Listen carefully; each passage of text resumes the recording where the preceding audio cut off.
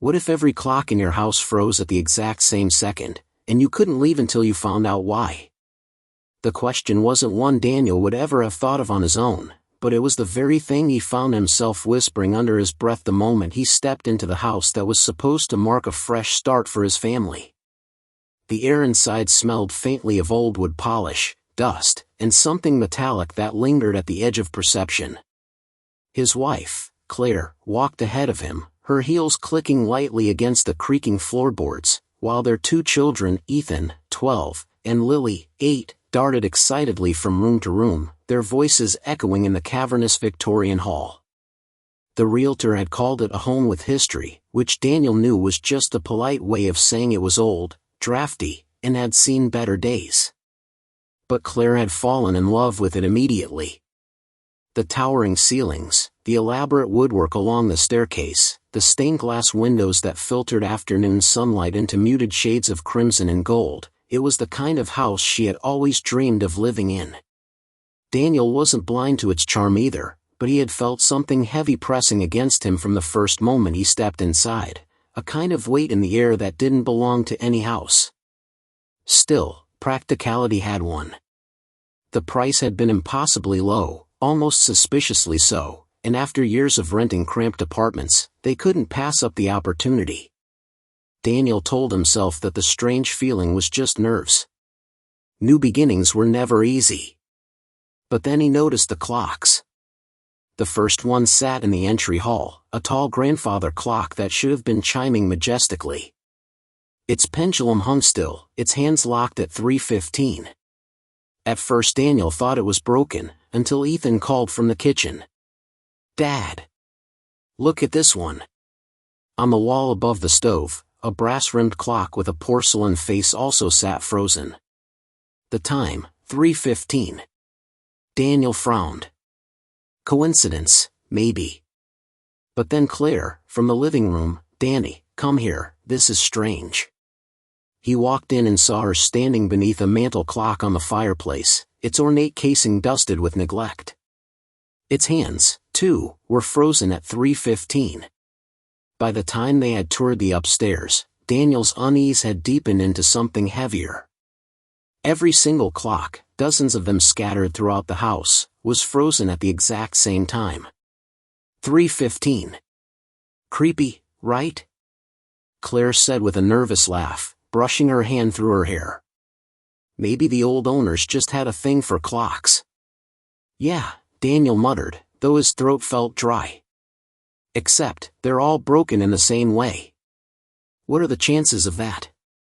Lily, her small hand clutching the banister, tilted her head up at him. "Maybe time stopped here, Daddy."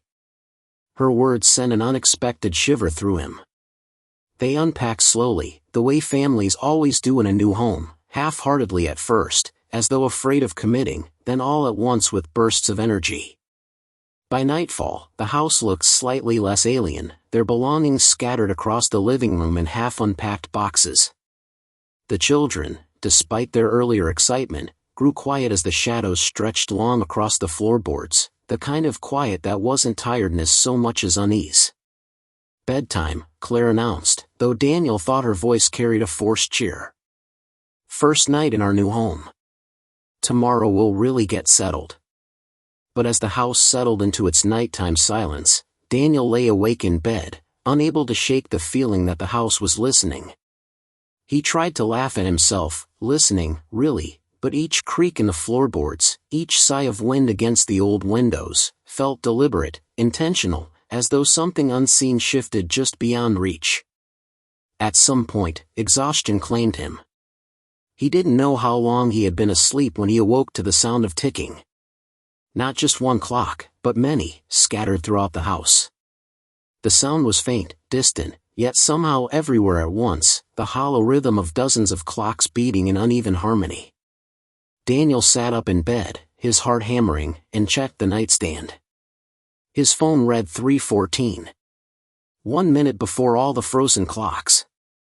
Then came the sound of a door opening somewhere downstairs, followed by the unmistakable patter of footsteps. At first, he thought it was Ethan sneaking down for water, but as the ticking grew louder, faster, more insistent, Daniel realized the footsteps didn't sound like his son's. They were too heavy. Too deliberate. He slipped quietly out of bed, careful not to wake Claire, and crept toward the hallway. The ticking was almost unbearable now, like dozens of tiny hammers against his skull, all accelerating towards something inevitable. And then, silence. Every clock, every tick, every sound cut off in the same instant. The hallway light flickered. Daniel froze, his breath caught in his chest. From the far end of the hall, the grandfather clock that had been dead for decades ticked once. Just once. Its pendulum swung. And the hands shifted. To 3:15. Daniel's stomach dropped. Because when he pulled out his phone, the screen showed 3:15 as well. The clocks weren't broken. They were waiting. Daniel barely slept after the clocks began ticking. He sat in the hallway for what felt like hours, phone clutched in his hand, eyes fixed on the unmoving pendulum of the grandfather clock. It hadn't swung again, hadn't ticked again, and the rest of the house seemed to have swallowed the sound as though it had never existed. By the time dawn light crept through the stained glass windows, he convinced himself it was just his imagination, that maybe, in the fog of exhaustion, he had dreamed the entire thing. But when Claire stirred beside him in the morning, she frowned and said, "Did you hear that last night?" His chest tightened. "Hear what?" "The ticking," she whispered. "It was faint, but I swear every clock in this place was going at once. I thought I was going crazy." Daniel didn't answer right away. If Claire had heard it too, then it wasn't a dream. Something in this house had come alive when the world was supposed to be sleeping. He tried to brush it off, telling himself it was just old pipes, or the wind, or the power of suggestion, but a sliver of unease wedged itself deeper inside him, impossible to dislodge. When they went downstairs, the children were already awake, unusually quiet. Ethan sat at the kitchen table, chin propped on his hand, staring at the brass-rimmed clock on the wall. Lily stood by the window, clutching her stuffed rabbit to her chest. "Did you kids sleep okay?" Daniel asked, trying for casual. Ethan shrugged but didn't look away from the clock. "Not really.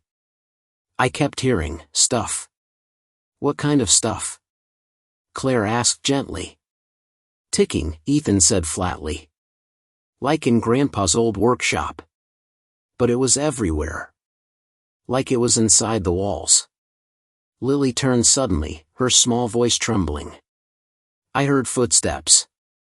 Daniel and Claire exchanged a glance, just a flicker of shared unease, but it was enough. Neither of them wanted to admit it aloud, not in front of the kids, but they were both hearing and feeling things that shouldn't have been possible. Breakfast was tense. The eggs were overcooked, the toast barely eaten. Every few minutes, Daniel found his eyes drifting to the kitchen clock, to those unmoving hands stuck at 3:15, as if they were mocking him with their silence. Later that morning, while Claire took Lily to unpack her room, Daniel went exploring. He needed answers, something tangible to explain away the strangeness. He started in the basement.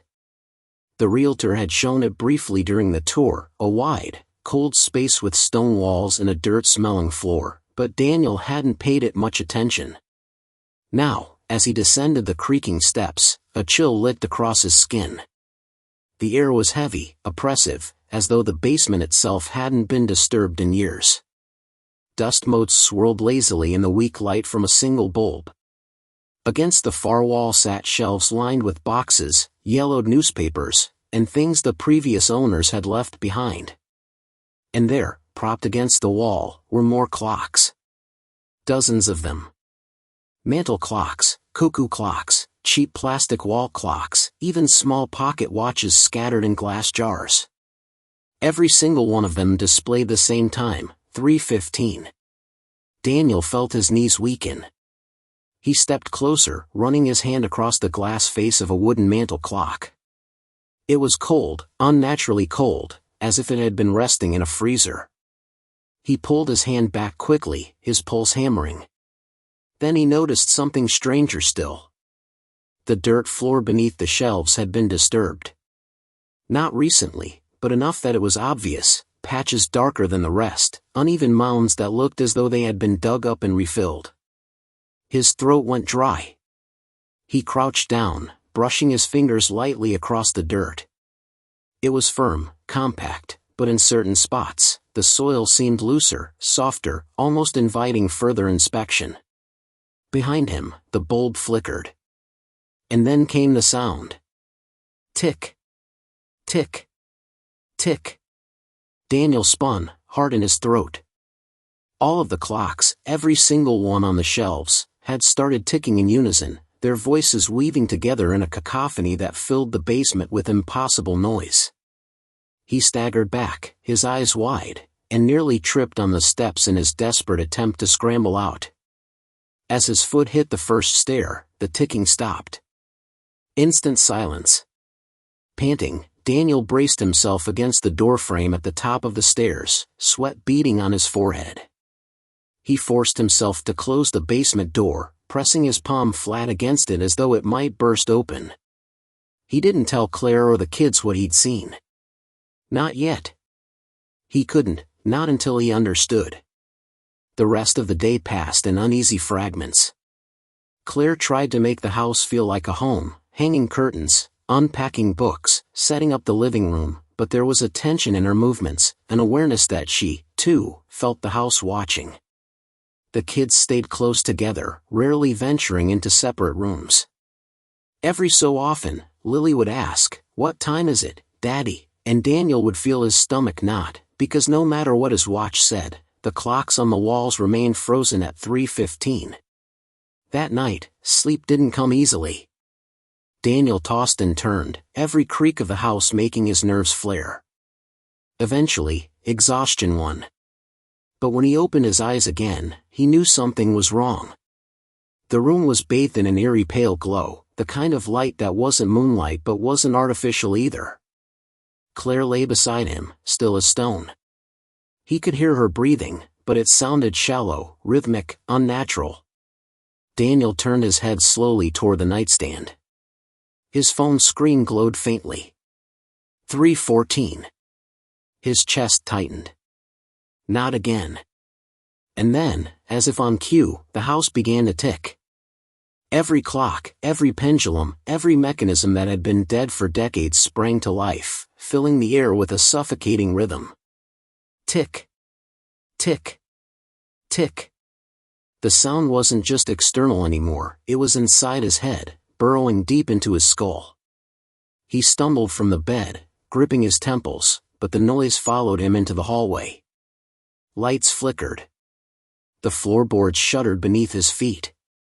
Then came the footsteps. Deliberate, heavy, ascending the staircase one at a time.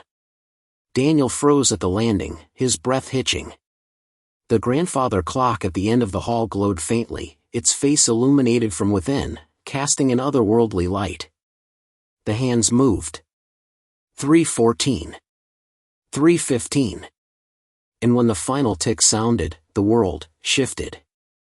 The hallway around him blurred, walls bending and stretching as though the house itself had inhaled. The light flickered, then collapsed into darkness.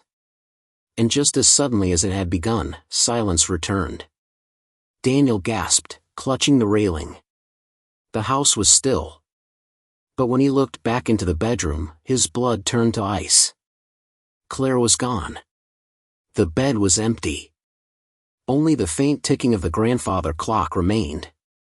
For a long moment, Daniel just stood frozen in the hallway, staring at the empty bed where his wife had been only minutes ago. His pulse thudded in his ears, louder even than the relentless ticking of the grandfather clock. Claire couldn't just vanish. People didn't just evaporate from existence. Yet there it was, the smooth, untouched sheets beside his own, as if no one had ever slept there at all. "Claire?" His voice cracked. He forced it louder, calling down the hallway. "Claire!" No answer. Only the steady, maddening tick-tick-tick of the clock, now beating in perfect time with his panicked heart. He stumbled back into the bedroom, tore open the closet doors, yanked up the bed skirt, checked the bathroom. Nothing. Every space was empty, hollow, echoing his growing dread. Her phone sat abandoned on the nightstand. Her slippers were neatly placed by the bed. She hadn't gone anywhere. She had been erased. Daniel rushed down the hall, banging on Ethan's door, then Lily's. Both children were inside, bleary-eyed but awake, rubbing at their faces. Relief hit him hard when he saw them, but it was short-lived. "Where's Mom?" Lily asked softly, still clutching her rabbit. Daniel froze, his stomach twisting. "She's downstairs, I think." He didn't want to scare them, not yet, not until he had a plan, but even as he said the words he knew they weren't true. Together they crept down the staircase, the wooden steps groaning under their weight. The house felt alive around them, as if the very walls were listening. The ticking seemed to follow them, bouncing from room to room, impossible to pinpoint. "Mom?" Ethan called into the dark kitchen. No response. Daniel moved quickly from room to room, flicking on lights, opening doors, searching. The living room, the study, even the dusty dining room, all empty. Panic sharpened inside him until it was nearly unbearable. His wife had vanished between one tick of the clock and the next. Then he noticed something chilling. Every clock in the house now read 3:15. Not just frozen, but active.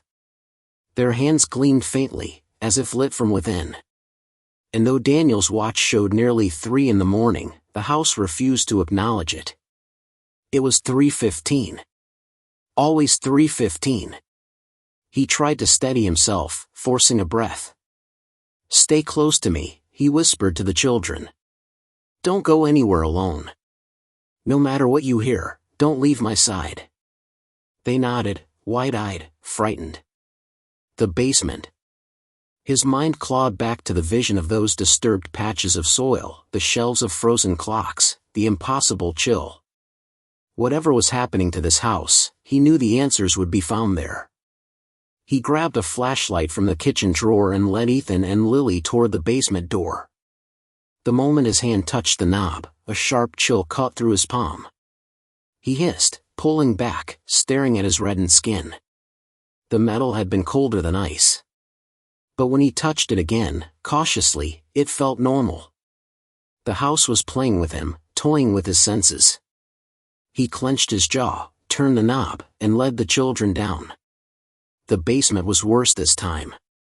The light bulb overhead flickered violently, shadows twitching across the walls. The rows of clocks that had once sat in silent mockery now ticked loudly, their hands jittering in strange, erratic movements. Some spun wildly, others jerked back and forth as if caught in a loop. "Dad," Ethan whispered, pointing toward the far wall. Daniel raised the flashlight. His stomach lurched. The soil mounds had changed. They were no longer random or uneven. They had shape now, rectangular, deliberate, like shallow graves. 3 of them. Daniel tightened his grip on the flashlight, fighting the rising terror. He forced himself forward, crouching near the first mound. The dirt was soft, freshly disturbed, as if dug only hours ago. His mind screamed not to touch it, but his hand disobeyed, scraping at the soil. Just beneath the surface, his fingers hit something solid. Not wood. Not stone. Bone. Daniel yanked his hand back, bile burning his throat. He staggered to his feet, stumbling backward into Ethan. The boy's face was pale, eyes wide with dawning horror. "Dad," Ethan whispered again, but his voice was trembling now. "There's something, look." Daniel swung the flashlight. Across the dirt floor, near the far corner of the basement, the earth shifted. Slowly, deliberately, as though something beneath was pushing upward. The soil cracked, crumbled, and then a hand broke through, a pale, skeletal hand, clawing desperately toward the surface. Lily screamed, clutching Daniel's leg. The flashlight trembled in his grip, the beam jittering across the basement walls as more dirt shifted, more skeletal forms forcing themselves free from the ground. Empty sockets turned upward, jaws yawning open in silent cries. Daniel didn't think. He scooped Lily into his arms, grabbed Ethan by the wrist, and bolted up the stairs. Behind him, the chorus of ticking grew louder, deafening, as though the entire house was laughing in rhythm. The moment they reached the top, Daniel slammed the basement door shut. Something heavy struck it from the other side, rattling the frame, but then, silence. He locked the door, chest heaving, and turned to his children. Upstairs. Now. They ran together, hearts pounding, until they reached the relative safety of the master bedroom. But when Daniel threw the door open, the room was not as they'd left it. The bed was untouched. The closet empty. The dresser bare. It was as though Claire had never existed at all. "Where's Mom's stuff?" Ethan whispered. Daniel couldn't answer. His throat closed around the words. Claire hadn't just vanished, she was being erased. And then, in the stillness, Daniel noticed something new. The diary on Claire's nightstand, the one she'd been jotting in since the move, was open. He hadn't remembered her leaving it there. Slowly, cautiously, he stepped closer. Words had been scrawled across the page in hurried, jagged handwriting. "It's not the house. It's the time." His blood went cold. He flipped the page. Each tick takes something. Each reset demands more. "If you're reading this, I'm already gone." Daniel staggered back, the diary slipping from his fingers. The room swam around him, the ticking pressing closer and closer until it was inside his skull. The grandfather clock down the hall chimed once, its voice low and final. 3:15. And as the echo faded, Daniel realized with icy certainty, if he didn't find a way to stop the house, he and the children would be the next to vanish. Daniel didn't sleep for the rest of the night. He couldn't. Not with the echo of the ticking still vibrating through his skull, not with the words from Claire's diary burned into his memory. Each tick takes something. He sat rigid in the master bedroom chair, flashlight in hand, watching the door as if expecting it to burst open at any moment.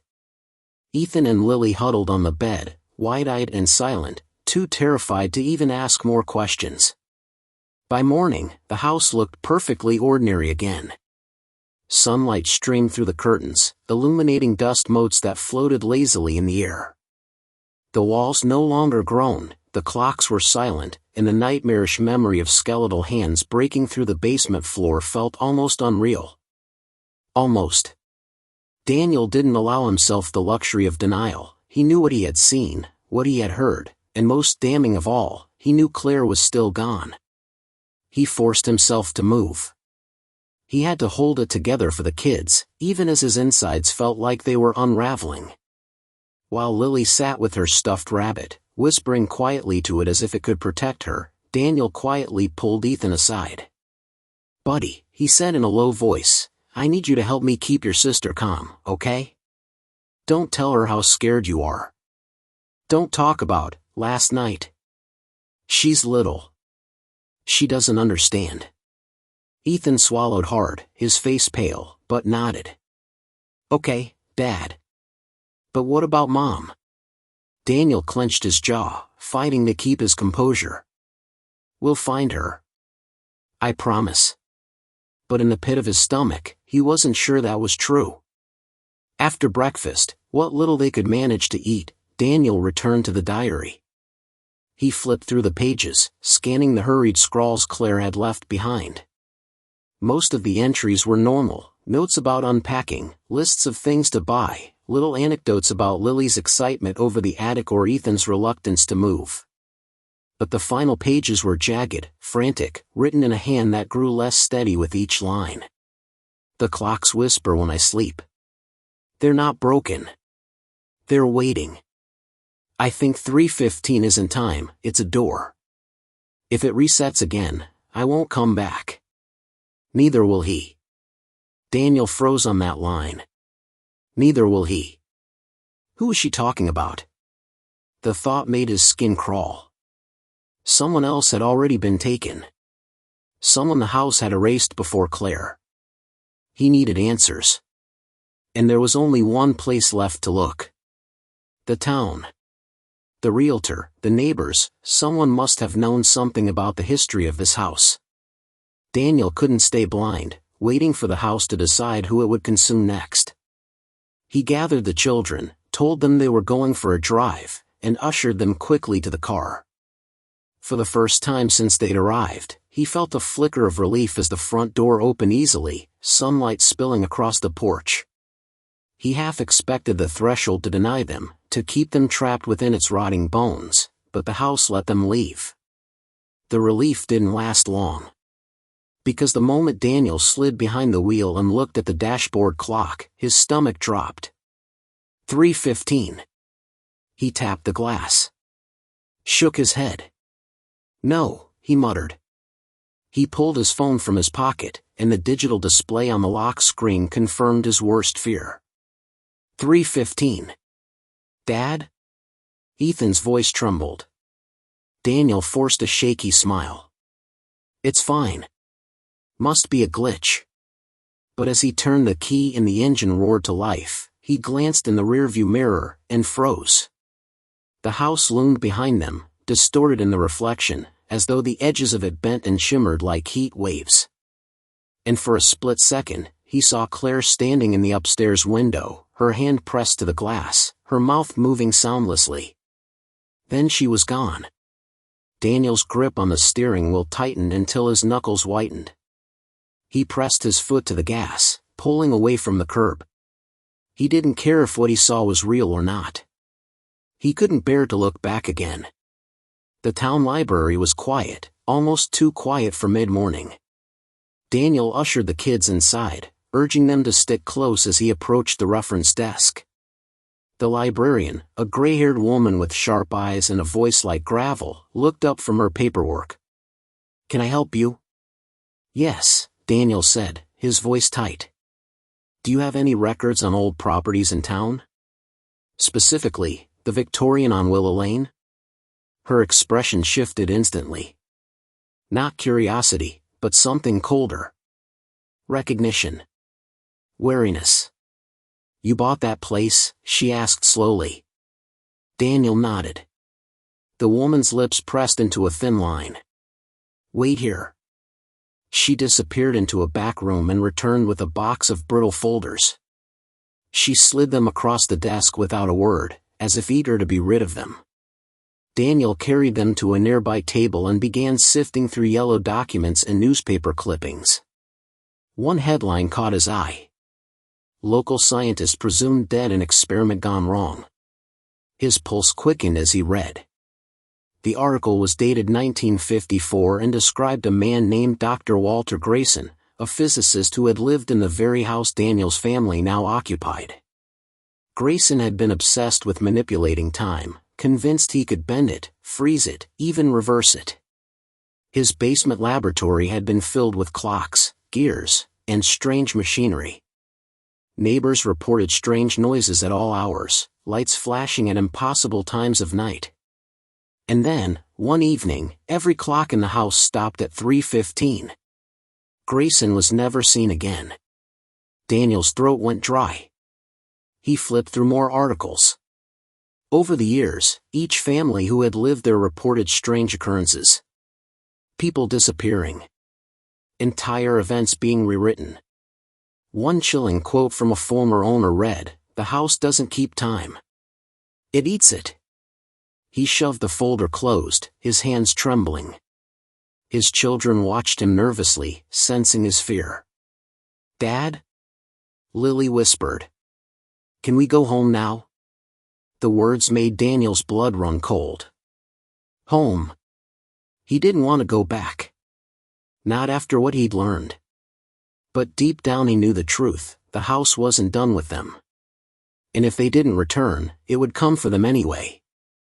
As they left the library, Daniel glanced at the clock above the entrance. 3:15. The second hand ticked once. Then everything around him blurred, the the sunlight collapsing into gray shadow, the air thick and heavy. He blinked, heart pounding, and realized he was no longer outside the library. He was standing in his own hallway.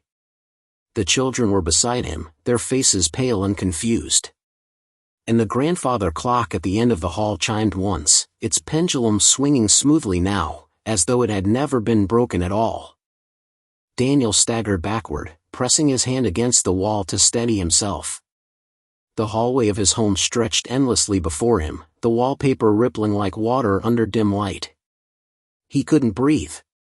One moment, they had been leaving the library, the next, the world folded inward, spitting them back here.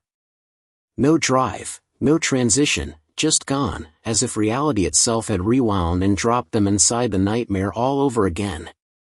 "Dad," Ethan's voice cracked as he clutched Lily's hand.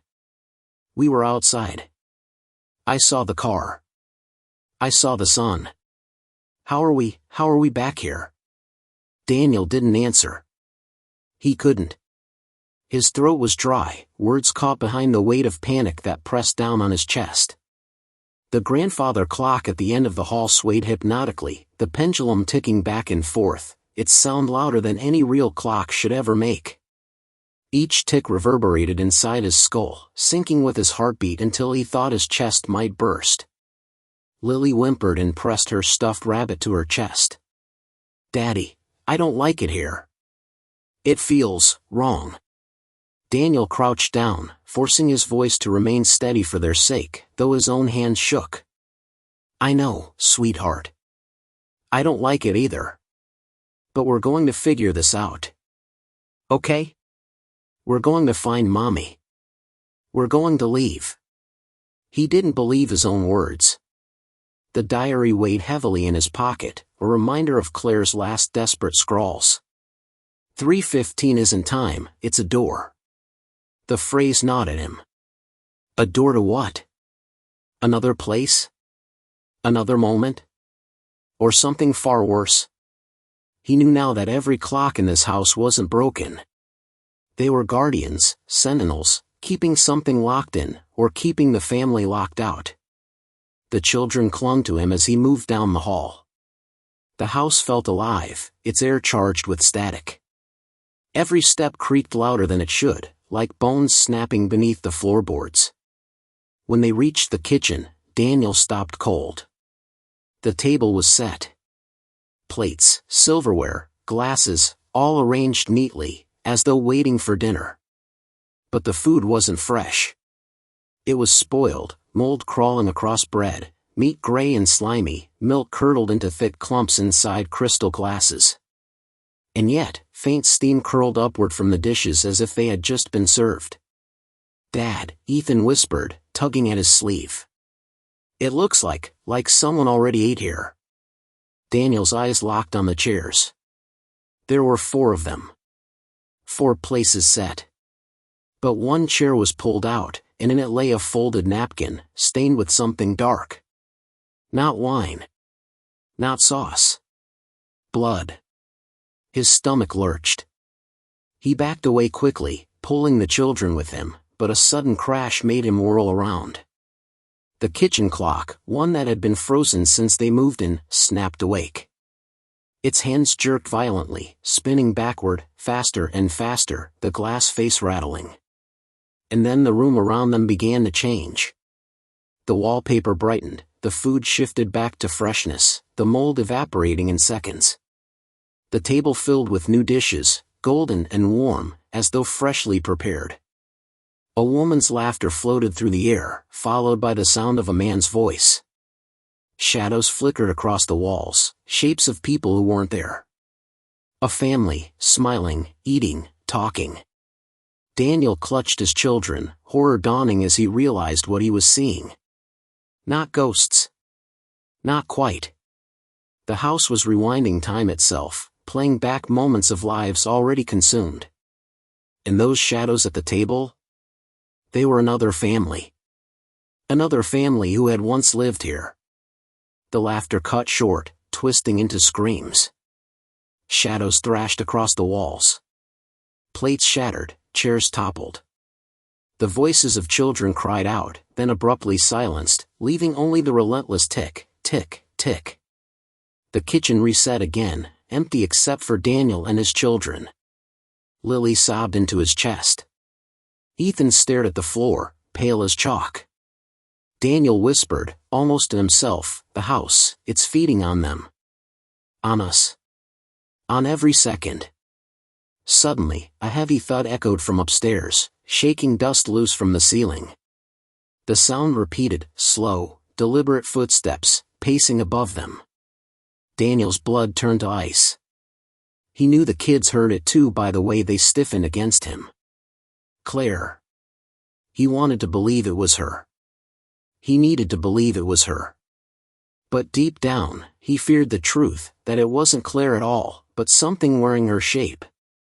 "Stay here," he told the kids, though the command sounded weak, hollow. "Don't move. Don't follow me. Dad, no." Ethan grabbed his arm, desperate. "I'll be right back." Daniel forced a smile that didn't reach his eyes. He had to know. He had to see. He climbed the staircase, each step groaning beneath his weight, the sound of the footsteps above growing louder, closer. The air thickened as he reached the landing, heavy like water, making it hard to move, hard to breathe. He turned toward the master bedroom, the door slightly ajar, shadows spilling through the crack. With trembling fingers, he pushed the door open. Claire was standing in the corner of the room. Her back was to him, her dark hair hanging loose around her shoulders. She wore the same clothes she had been wearing the night she vanished. For a moment, relief surged through him. She was alive. She had to be. "Claire?" His voice cracked. Slowly, her head turned. Her eyes were wide, unblinking, pupils blown so large that no color remained. Her face was pale, her lips trembling as though trying to form words she couldn't speak. And when she opened her mouth, it wasn't her voice that came out. It was the sound of ticking. Daniel froze in the doorway, every nerve in his body screaming at him to run, yet his legs remained anchored to the floor as if the house itself had taken control. Claire's body was familiar, her hair, her posture, even the faint way she always tilted her head when she was thinking, but her eyes were wrong. Her gaze was bottomless, as if she were staring not at him, but through him, into something far away and incomprehensible. And the sound pouring from her mouth, an endless cascade of tick, tick, tick, was not a voice but a grotesque mimicry, like the entire house had chosen her throat as its clock. The steady rhythm drilled into Daniel's ears, into his bones, until it was almost indistinguishable from his own heartbeat. "Claire," he whispered again, though the name felt fragile on his tongue, like glass that might shatter if he spoke it too loud. "It's me. It's Daniel. Come back to me." His voice cracked with desperate hope, even as dread coiled tighter inside him. The figure shifted, her movements jerky and mechanical, like a puppet being tugged by strings. Slowly, she raised her hands, her fingers curling unnaturally backward before snapping into place. She took a step forward. Daniel stumbled back, nearly tripping over the threshold, but he couldn't look away. Her mouth closed with a sharp click, silencing the ticking, and for one terrible moment the house was utterly still. Then she spoke. But the words weren't hers. "They all come here," the voice rasped, deeper than Claire's, layered with echoes as though a chorus of unseen throats spoke with her. "They all come. They think they choose. They never choose. The clocks choose for them." Daniel's stomach twisted. "What do you mean? What did you do with my wife?" His voice rose, breaking through his fear, but the figure only tilted her head, smiling with a faint tremor that stretched her lips too wide. "You never left," the voice croaked, each syllable dripping with malice. "You never will. Time stopped long before you entered. You just stepped into the silence." The words sank into him, heavy as stones, but before he could speak again, Claire, or whatever wore her skin, lurched forward suddenly, impossibly fast. Daniel barely managed to slam the door shut, his back pressing against it as her fists pounded from the other side. The blows shook the frame, rattling the doorknob. He stumbled backward down the hall, his breath ragged, hands trembling violently. From downstairs, Ethan and Lily screamed. The sound jolted him, dragging his body into motion. He thundered down the staircase 2 steps at a time, his heart racing. He burst into the living room and froze at the sight before him. The children weren't alone anymore. Around them, the air shimmered like heat rising off asphalt, bending reality into strange ripples. Shapes coalesced in the distortion, silhouettes of children that weren't really there. Pale figures with hollow eyes, their mouths moving soundlessly, mimicking Ethan and Lily's every word and movement with a delayed, dreamlike echo. Ethan stood rigid, staring at his ghostly doppelganger, who mirrored his posture a few seconds too late. Lily sobbed as her spectral reflection tilted its head and reached out a transparent hand, hovering inches from her face. The room was filled with faint whispers, overlapping, unintelligible, snatches of laughter, cries, the faint echo of prayers cut short. Daniel's chest constricted as he forced himself forward. "Get away from them," he roared, grabbing Lily and pulling her close. Her doppelganger dissolved like smoke, scattering into the shadows. He reached for Ethan, dragging him back, but Ethan's reflection lingered, staring at him with those hollow eyes. And then, with a sound like glass shattering, the shadow broke apart into hundreds of fragments that whirled into the air before vanishing. The whispers silenced instantly. The room was empty again, save for Daniel and his children. For a long moment, no one spoke. The only sound was their breathing, ragged and uneven. Daniel sank onto the couch, clutching both of them tightly, his mind reeling. He wanted to comfort them, to assure them that everything was going to be all right, but he couldn't. He no longer believed it himself. The diary burned against his chest, and in a frantic motion, he pulled it out. He flipped through the pages, searching, desperate. Most of the entries were smudged, but one line glared at him, written in jagged, hurried scrawl. "Don't follow the echoes. They aren't yours." Daniel swallowed hard, his throat dry as dust. He looked at his children. Their wide, terrified eyes mirrored the truth he was trying not to admit. They weren't just trapped in a haunted house. They were caught in a place where time itself was broken, bleeding, repeating, consuming everything inside it. And worse, whatever controlled this place wanted them to stay. Forever. A deep rumble echoed through the walls then, vibrating the very floor beneath their feet. The sound grew louder, like gears grinding in some massive machine hidden beneath the foundation. Clocks throughout the house began ticking again, all at once, every second pounding in unison, creating a deafening rhythm. Ethan covered his ears. "Make it stop. Please, make it stop." Daniel held him close, trying to think through the noise. His mind raced. Claire's words, or the thing pretending to be her, replayed in his head, the clocks choose for them. What if that was true? What if their only way out wasn't to fight against time, but to understand it? As the sound crescendoed, a single thought crystallized in his mind. He needed to go back to the library. The books. The records. Somewhere in that endless, impossible room, there had to be an answer. He stood abruptly, pulling Ethan and Lily to their feet. "We're going back to the library," he said, his voice firm though his heart thundered in terror. "It's the only place we might find out what this house wants." "Dad," Ethan whispered, his voice trembling, "what if the house doesn't want us to find out?" Daniel didn't answer. He only gripped their hands tighter and led them toward the hallway. Behind them, the living room clock struck 3:15, and the world seemed to lurch sideways, the walls flexing as though reality itself were trying to collapse in on them. And then came the whisper, low, guttural, impossibly close, right against Daniel's ear. "You can't rewind what was never yours to begin with." The hallway stretched ahead of them like a tunnel carved into the ribs of some giant beast, walls groaning with the weight of the ticking that now reverberated through every inch of the house. Daniel held Ethan and Lily's hands so tightly that his knuckles ached, terrified that if he let go for even a second the children would be swallowed into the shifting walls, or worse, pulled into the pale echoes that had appeared before.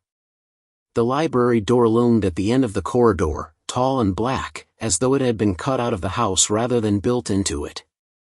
The brass handle gleamed faintly, wet with condensation, as though it had just been pulled from deep water.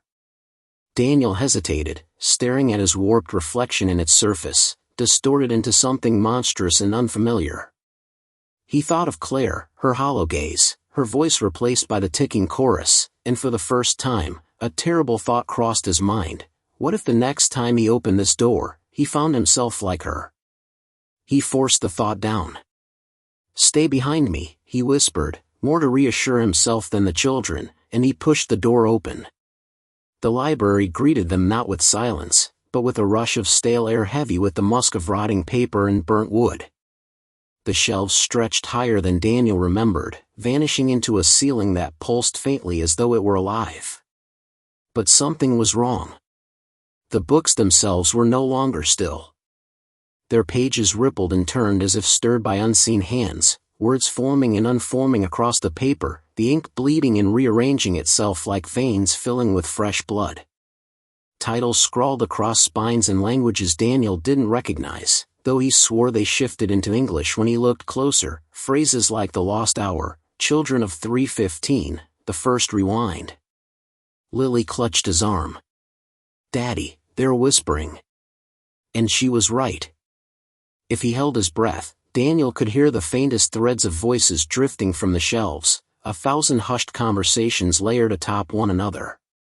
He strained to listen, catching words that stabbed into him like needles. "Forever, never left, your name is written here already." He shut his eyes, dragging the children further inside, trying not to think about what it meant. They reached the center of the room where the table still sat, the one Daniel remembered finding before, with its open book half buried in dust.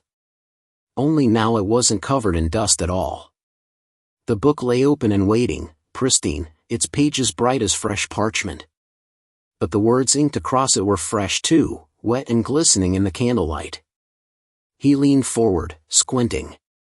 It was his handwriting. His stomach dropped as he read the words aloud in a whisper.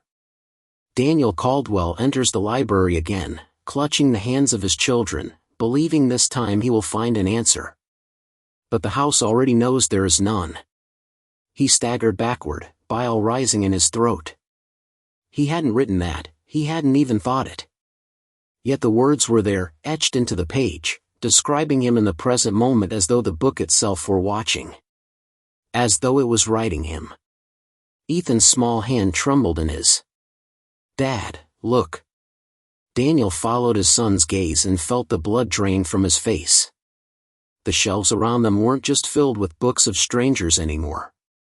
Entire rows now bore their names. Hundreds of spines read Daniel Caldwell. Dozens more bore Ethan Caldwell and Lily Caldwell. Some were old, cracked, and water-stained as though they had been written and rewritten countless times. Others looked new, untouched. But all of them pulsed faintly, the way a vein might throb under skin. "No," Daniel muttered, his voice breaking. "This isn't possible." He stepped toward one of the shelves, his hand shaking violently as he reached for a book with his name carved deep into the spine. His fingers brushed the leather cover, and instantly the air around him shifted. The ticking of the house stopped. For the first time since they'd moved in, silence fell, thick, suffocating silence that seemed to press against his eardrums until his skull ached. He felt Ethan and Lily stiffen beside him, and in that silence, the book in his hand opened itself. Pages flipped furiously, too fast to read, until they stopped on one filled with dense handwriting. At the top of the page was his name, and beneath it, a single sentence that hadn't yet finished writing itself. The ink crawled across the paper like a living thing, the words appearing in real time. Daniel Caldwell opens this book, and the moment he reads the final word, the library will take him. Daniel snapped the book shut with a strangled cry, shoving it back onto the shelf. The ticking resumed at once, faster now, frantic, as though the house was angry at being denied. He grabbed the children, clutching them to his sides.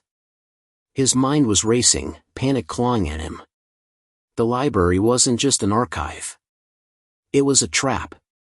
A record that didn't just reflect their lives, it dictated them. And if he read too far, if he reached the end of the sentence the house was still writing, he feared there would be nothing left of him outside the book's pages.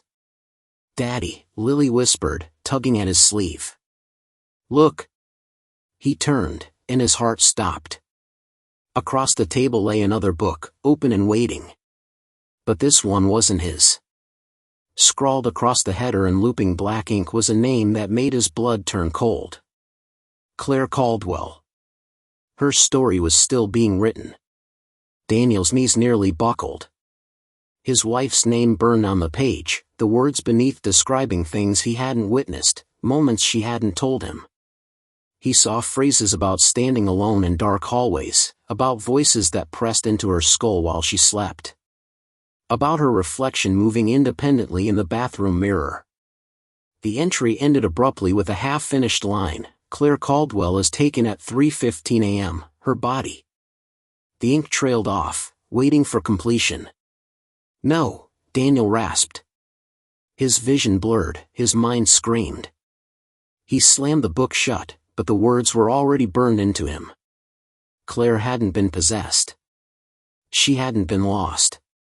She'd been claimed. The house had been writing her end all along, just as it was now writing his. He looked down at Ethan and Lily, their wide, terrified eyes pleading for answers he didn't have. The library was suffocating them, pressing closer, every book humming like a hive of wasps, every word a threat. And then, just as his legs wavered, he heard the faint sound of footsteps. Slow. Deliberate. Coming from between the shelves. He turned, his stomach twisting into knots, and through the narrow aisles, he saw a shadow moving toward them. A figure, tall and thin, its face obscured by the flickering candlelight. In its hands it carried something heavy, something that thudded softly against its legs with each step. It was carrying a clock.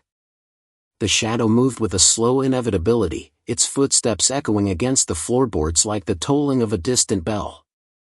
Daniel pulled Ethan and Lily closer, his pulse hammering in his throat, every instinct in him screaming to flee, though his body felt pinned in place by dread. The figure emerged from between the shelves, carrying the weight of something that seemed too heavy for its narrow arms. The object gleamed faintly in the candlelight, a brass clock, massive and ornate, its pendulum swinging in measured arcs that seemed louder than any heartbeat. The figure set the clock down on the table with reverence, the wood groaning under its weight. Daniel's breath hitched. He had expected some grotesque stranger, some impossible specter given form, but as the figure lifted its head into the flickering light, he staggered back in disbelief. It was a man. Not just any man, but someone Daniel recognized instantly, though he couldn't understand why or how. The man's hair was streaked gray, his eyes sunken, his frame gaunt from years of something more than hunger. Yet the shape of his jaw, the curve of his shoulders, it was like staring into a mirror aged decades forward. The man was him. Older, withered, worn down by time, but unmistakably him. Ethan gasped. "Dad, that's you." His small voice trembled like a cracked violin string.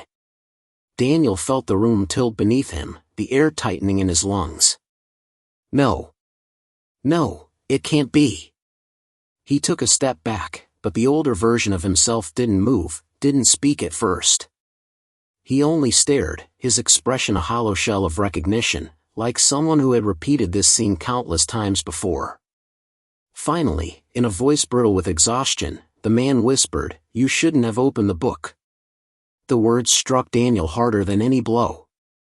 His throat tightened. What is this? What the hell is happening here? His voice cracked under the weight of fear and desperation. The older Daniel lowered his gaze to the brass clock, its pendulum slicing the silence with every swing. Time doesn't flow here. It coils. It folds. You think you're walking forward, but you're only retracing steps already taken. His fingers brushed the clock's face, caressing it like a wound. I've been here so long I can't remember where I began. I've fought it, denied it, begged it, but the house doesn't care. It feeds. It erases. And then it starts again. The words made Daniel's stomach lurch. He wanted to deny it, to scream that this was impossible, but deep inside, the pieces began to fit together, the rewinding nights, the looping clocks, Claire's hollow imitation of herself. The sense that every choice was already scripted. You're saying, Daniel's voice faltered. You're saying this has already happened? To me? The older version lifted his eyes, bloodshot and rimmed with despair. It's happening now. It always has. Lily whimpered, burying her face into Daniel's side, and he wrapped an arm around her, his heart cracking.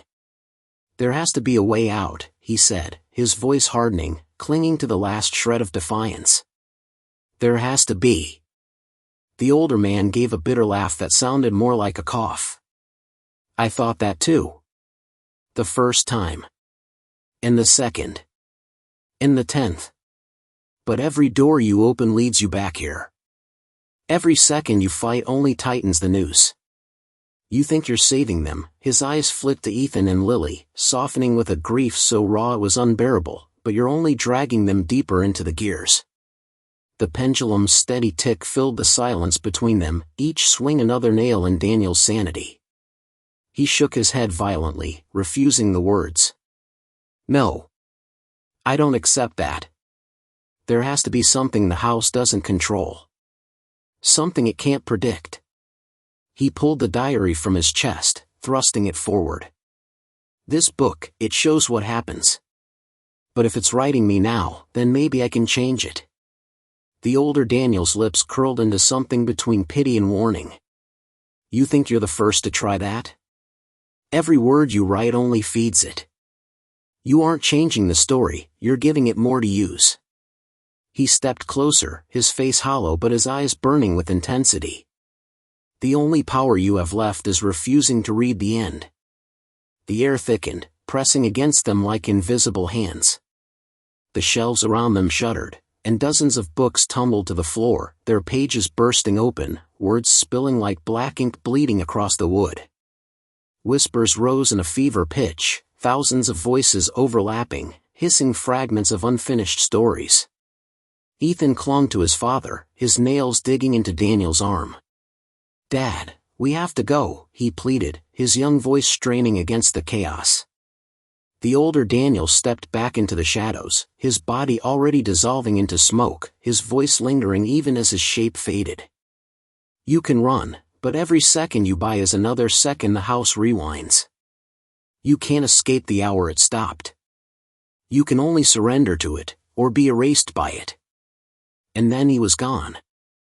The brass clock remained on the table, its pendulum swinging faster now, its face cracked, its hands frozen at the same cursed time, 3:15. The sound of the ticking grew unbearably loud, shaking the shelves, rattling the books until they burst open like wounds, their pages tearing free, whipping through the air in a violent storm. Daniel threw himself over the children, shielding them as paper sliced the air like razors, fragments of sentences grazing his skin like cuts. He felt blood bead on his cheek, and the ink from one page smeared across his arm as it slapped against him, the words burning into his skin like a brand. Daniel Caldwell refuses the truth. Daniel Caldwell runs. And with that, the storm ceased. The books fell silent. The air cleared. And the library was empty again. The only thing left was the clock, still ticking, still frozen at 3:15, its pendulum defying every law of sense and time. Daniel stared at it, chest heaving, the echo of his older self's words rattling in his skull. He wanted to hurl it to the ground, to shatter it into pieces, but something deep in his gut told him that breaking it would break more than the clock, it would break them. Instead, he grabbed his children's hands and backed toward the door, his voice hoarse but steady. We're leaving. Now. But when he turned the handle and pulled, the door didn't open to the hallway. It opened to the living room. And there on the couch, bathed in the dim light of a lamp that hadn't been on before, sat Claire. Smiling. Waiting. Finally, she whispered. "You came back to me." Claire's smile was wrong. It wasn't just the curve of her lips, it was the weight behind it, too polished, too knowing, as if she'd been rehearsing it for years. Her eyes glistened with something that looked like affection but carried a sharpness, like glass hidden beneath silk. Daniel froze, his hands still gripping the doorknob, his mind screaming that this wasn't his wife, not the Claire he'd promised to protect and love. This was something else wearing her face, something waiting for him, expecting him, as though he'd been away on a long journey only to return precisely where the house wanted him.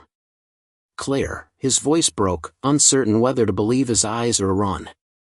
Lily squeezed his hand tighter, burying her face against his side, while Ethan's jaw tightened, his young eyes flicking between his parents with raw confusion. The silence stretched, the ticking of the brass clock still faint behind them, like a heart refusing to die. Claire tilted her head slowly, her smile never wavering. "You don't have to look at me like that, Daniel. You act like I'm a stranger. But I'm not. I've always been here. I've always been waiting." Her words dripped with a calm certainty, as though she were reciting something written long ago. Daniel shook his head, swallowing the bile rising in his throat. "No. You're not her." Claire wouldn't, she couldn't, he faltered, unable to finish. Because what if it was Claire? What if, in this twisted maze of time and repetition, she had been here longer than him, just like the older version of himself? What if she had already surrendered, become part of whatever the house demanded? Ethan took a trembling step forward, his voice unsteady but filled with a desperate hope. "Mom? Is it really you?" His small hands reached out slightly, a gesture of longing that made Daniel's heart fracture. For a moment, Claire's eyes softened, and she opened her arms as if to embrace him. But Daniel yanked Ethan back, pulling him firmly behind his leg. "Don't," he snapped, his voice sharper than intended. His son flinched, his eyes brimming with tears, but Daniel couldn't allow weakness here. He couldn't risk it, not when the thing on the couch was watching with such unnatural patience. Claire's smile faltered just enough to reveal a flicker of something else beneath, disappointment, hunger, or maybe even anger, though it was buried deep. "Why do you always resist?" she murmured, her voice dropping lower, more intimate, as though she were whispering directly into his ear. "You could have peace, Daniel. We all could. If you would just stop fighting what's already been written." The words struck him with the weight of inevitability. He thought of the diary, the ink searing itself into his skin, the storm of books that had screamed his fate. He thought of the older version of himself warning him that every choice was just another step in a circle he couldn't break. And now here was Claire, telling him the same thing but with a softness that made surrender sound almost merciful. Daniel clenched his fists, forcing strength into his trembling body. "I don't care what's written. I don't care what this house wants. I'm not giving up, and I'm not letting you use them." He pulled the children closer, his voice low and steady now. "If you are my wife, then fight. Fight whatever this is. Because I will tear this place apart before I let it take you." For the first time, Claire's smile fully cracked. Her expression twisted, her lips parting into something far more human, fear, anguish, maybe even rage, but it lasted only a heartbeat before her face smoothed again, as though the house itself had pulled invisible strings to reset her.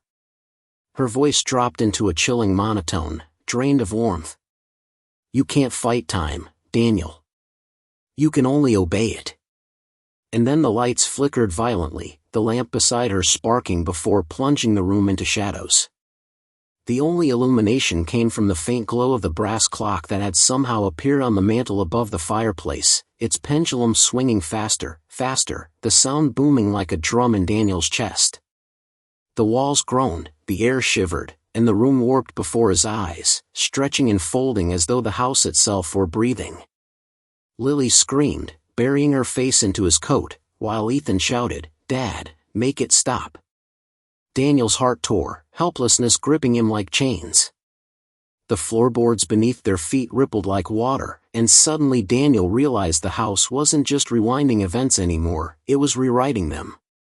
He saw fragments of memory that weren't his own flash across the walls, birthdays celebrated in this very living room with strangers' faces, arguments between couples who weren't them, children's laughter from voices that didn't belong to Ethan or Lily. Lives upon lives, layered and erased, stacked like paper too thin to separate. And through it all, Claire's voice cut clear, rising above the chaos. "Stay, Daniel. Stay, and you'll see, none of this pain will matter. You'll forget. You'll all forget." Daniel's mind reeled, but his body moved on instinct. He shoved the children behind him, reached for the clock on the mantel, and wrenched it free. The weight nearly pulled him down, but he clutched it against his chest, his teeth clenched. The pendulum thrashed like a wild animal, and the ticking became a deafening roar that rattled his skull. "No," he shouted, his voice raw, breaking against the storm. "I won't let you decide for me." For the first time, Claire's expression faltered into something deeply pained, her eyes wide, her voice cracking into a scream. "Don't do it, Daniel. Don't you understand? Without the clock, there is no you." The words hit like a blade, but before Daniel could process them, the clock burst in his arms. Not with fire or shards of metal, but with silence. The ticking stopped. The air froze. And the house went deathly still. Daniel looked around, his breath ragged, the children clinging to him in terrified silence. Claire was gone. The room was gone. Everything was gone. They stood in a darkness so complete it erased even the sense of floor beneath their feet. And then, faintly, a child's voice whispered in the black. "Daddy, what if we're not really here anymore?" Daniel's breath caught in his throat as the words of his daughter echoed into the suffocating blackness around them.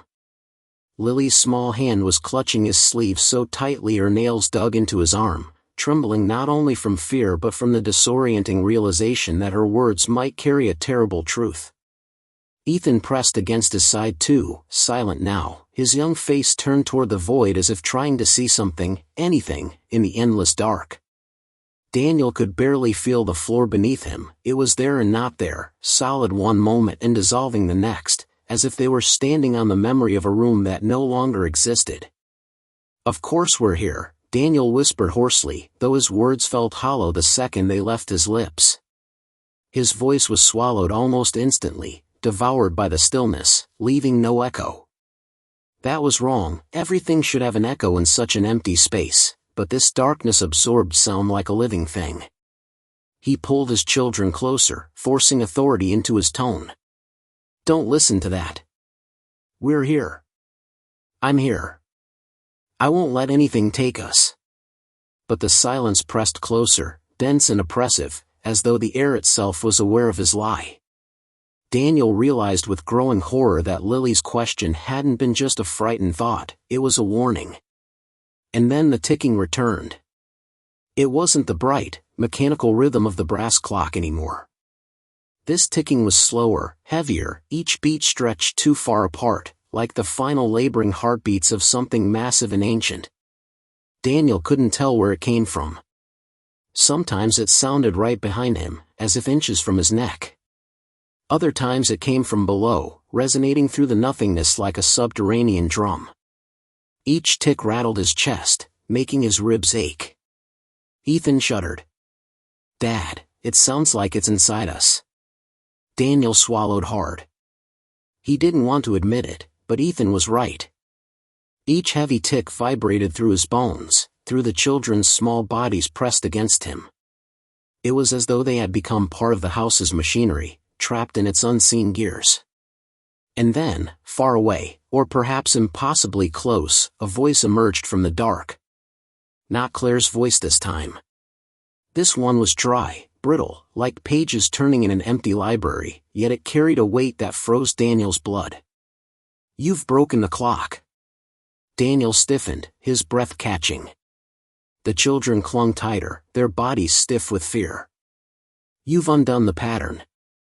You've silenced the song," the voice continued, tone almost mournful, though there was no warmth in it. "But you cannot escape. Without the clock, there is no rhythm. Without rhythm, there is no you. Do you understand what you've done?"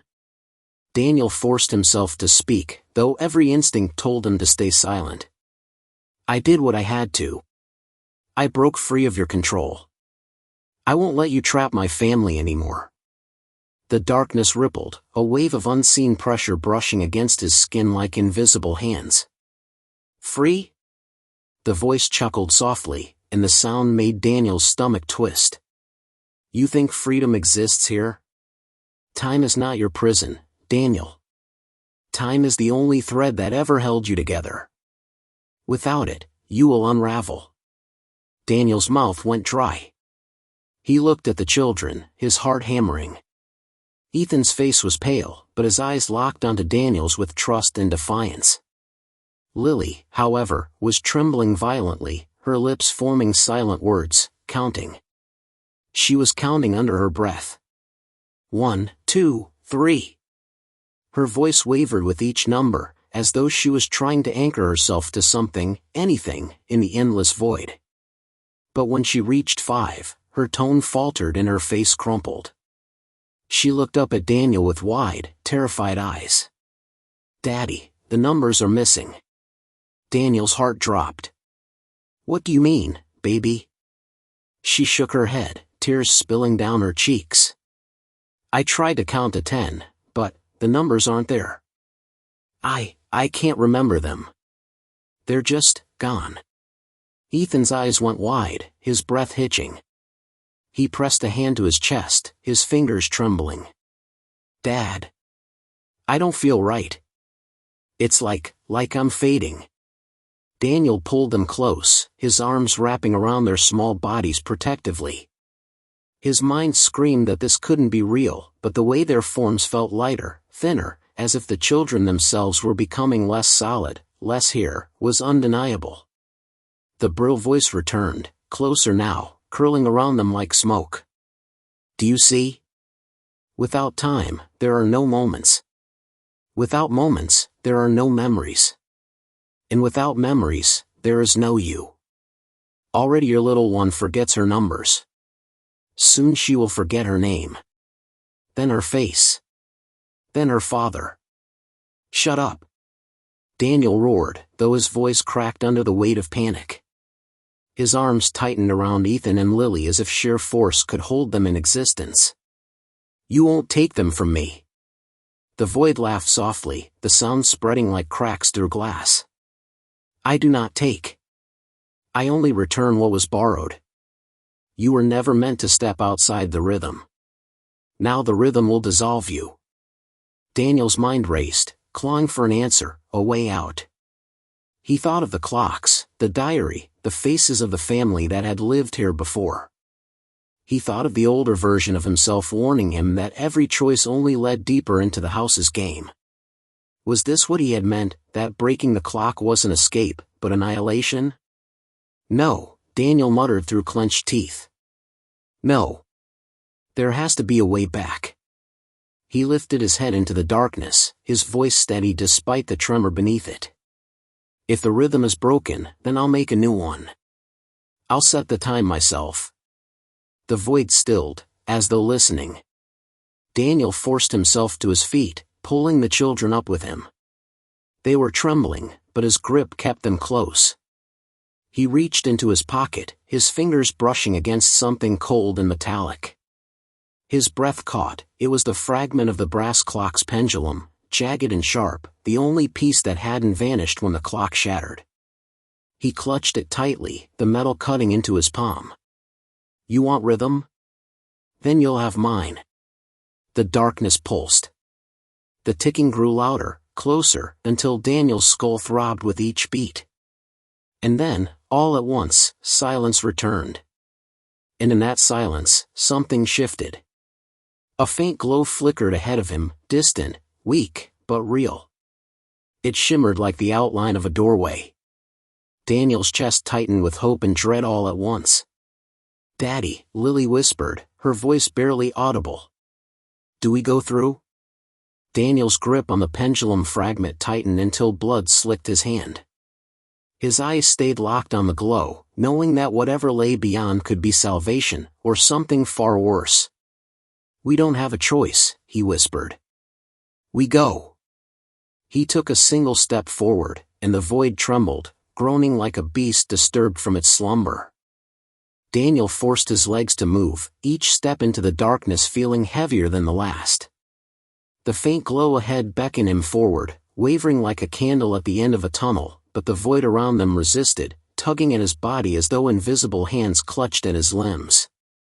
Lily whimpered softly, her grip on his sleeve refusing to loosen. Ethan trudged beside him, his face pale and drawn, eyes locked on the shimmer of light as if hypnotized. Daniel's hand throbbed where the shard of brass pendulum cut into his palm, a warm trickle of blood running between his fingers, grounding him in the only proof that he still existed. With each step closer to the glow, the silence around them deepened. It was no longer just soundless, it was oppressive, suffocating, the kind of silence that pressed against the eardrums and screamed louder than any noise. Daniel became painfully aware of his own heartbeat, hammering in his chest, each thump echoing in his head like a desperate drumbeat. He wondered, fleetingly, if the house was counting those beats, if each one was being recorded somewhere in its unseen gears, ticking down to an inevitable end. When they finally drew close enough, Daniel saw that the glow was not a doorway in the traditional sense, but a fracture, a jagged crack suspended in the air itself, splitting the void like glass under pressure. Through the fissure, light bled into the darkness, faint at first, then brighter the closer he approached. Daniel tightened his grip on his children, his voice steady but taut. "Stay behind me. Don't let go, no matter what you see." Lily's small voice trembled. "But, what if it's worse in there?" Daniel bent slightly, pressing his forehead to hers. "Then we face it together. Always together." He forced a smile that didn't reach his eyes. "Do you trust me?" She nodded quickly, though her tears glistened in the faint light. Ethan's jaw clenched, his nod slower, but resolute. Daniel reached out with his free hand, pressing his blood-slick palm against the glowing fissure. For a moment, nothing happened. The surface was neither solid nor fluid, it was wrong, like pressing into a surface that both resisted and yielded in ways that defied logic. A faint vibration ran up his arm, cold at first, then burning, then cold again. His pulse raced, but he pushed harder, and with a sound like cracking ice, the fissure widened, spilling golden white light into the void. The brightness was blinding, and Daniel shielded the children's eyes as he pulled them through. The air around them shifted instantly, no longer the suffocating, formless emptiness, but something sharp and heavy, like stepping into an atmosphere thick with centuries of dust and secrets. When Daniel's eyes adjusted, his stomach twisted. They were back in the house. But not the house they had known. This version was distorted, warped, like a memory replayed too many times until the edges frayed. The wallpaper peeled in long strips that fluttered despite the absence of wind.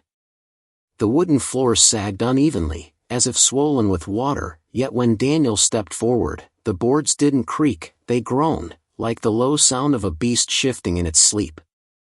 Every surface shimmered faintly, as though the walls themselves were breathing. Clocks filled the space. Hundreds of them. They lined the walls, stacked on shelves, perched on mantels. Grandfather clocks loomed in corners, their pendulums swinging without sound. Pocket watches dangled from strings like strange ornaments. Mantel clocks, cuckoo clocks, wristwatches, all shapes and sizes, all frozen at the same moment, 3:15 a.m. Ethan's voice was a broken whisper.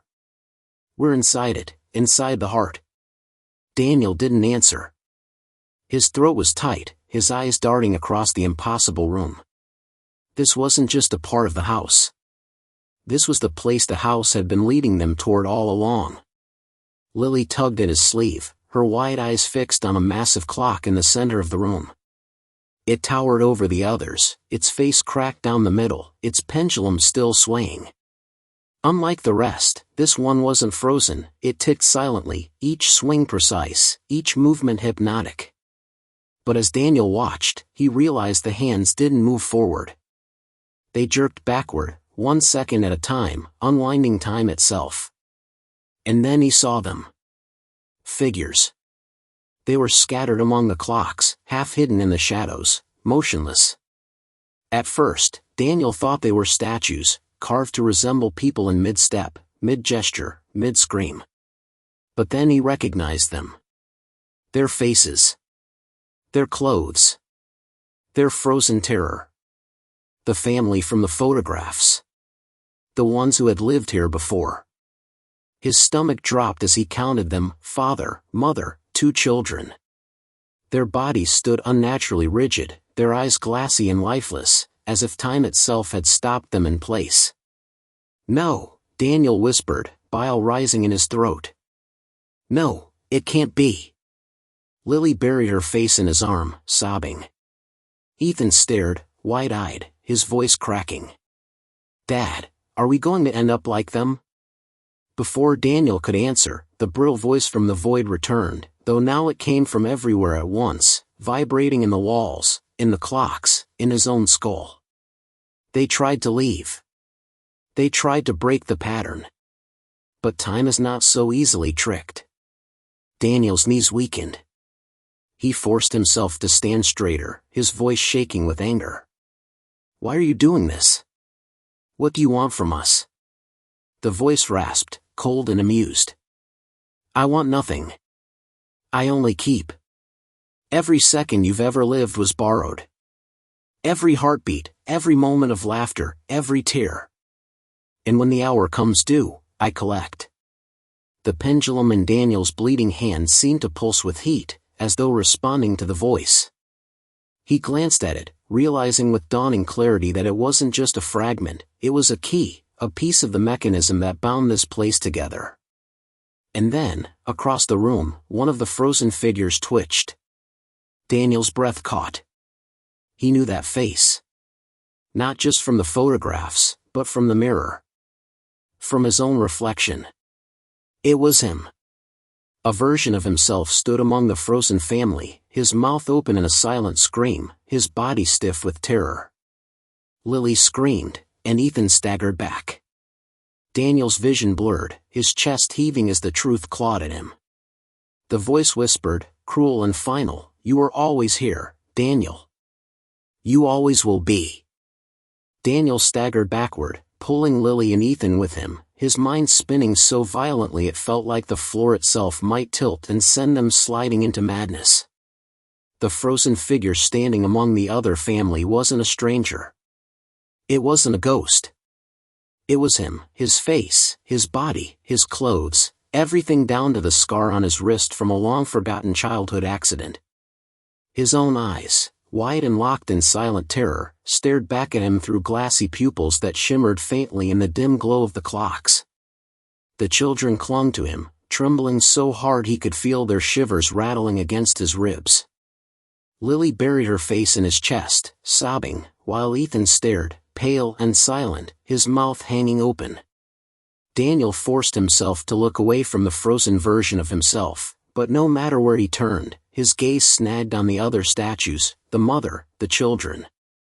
The family who had lived here before. Their mouths hung open in twisted expressions, silent cries for help frozen in time.